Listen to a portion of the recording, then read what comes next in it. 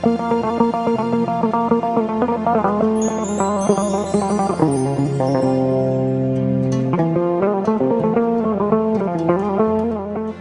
ni nyontuma.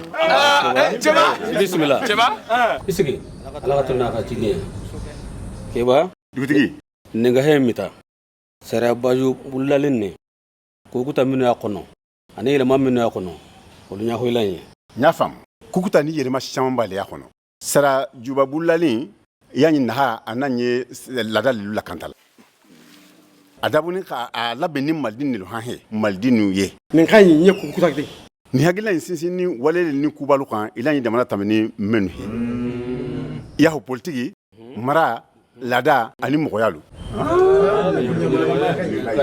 Nante sanlaba inula jamana tibtawani kujugu ne hamini hemnula bi wae ben kilinya ani basigi yirwa ndoko sara baju nani mu holu kande Sara sumba bulani nani fere bele de no letege jalahu ben kilinya kutunjogon tala ani besiya ka senga sabati ani hana sara sumba bulani nani barka badu ilani hasu kanula ndako sera sumba bulani ne ayina ilanye irema hoya la kantanya jomma sara sumba bulani sinsini tabulu bilbili ba sabali khan jamana irema hoya la batuli anani sila men sugandi anani de men sugandi ulu bunyali jamana na halu kala kanta ay jamana irema hoya sabati jamana na hulku ani sigida na huluma hennu menu anya dugulu khana anya dugulu koto qulu bere khanya qabla khomo khulunya itoko marasugu atenanya marasugu ay nya aw mali sagi maldinu yerema kusabe bali dutigi benugalu mali sagi maldinu mabari sonyo le yala de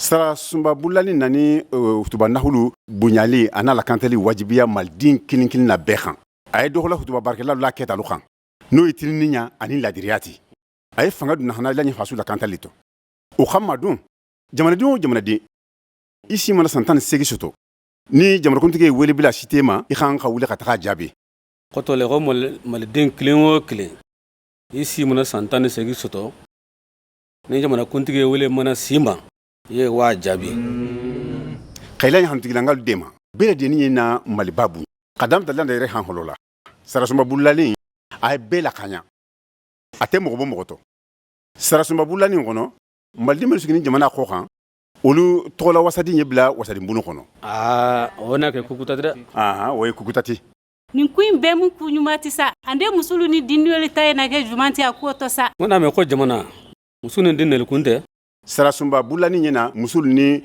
din la sugandi likuho sarabulu hata behe haglina bekan marande handu neme la dale nyamogolti ande kuye nyajuma dum dutigi namu sara baju bulani aye barga bilbil bale dunete la hangato tabarakallah hemenya kitiku tama handi sigen kitina atege suku nyumala sigen jangu jatebo kitsu sigino nanko mako jatebo bulumba menyina hutuba na hulu labar suku sege jinyamalo ngoto ani kadum ku jogolu nyangi wasadinnu ministrilu hanga bulu nyamako bele deni na Allah sotolu dantege kitibulu nyamako okay kitina atege suku nyumala sigen benungalu ininke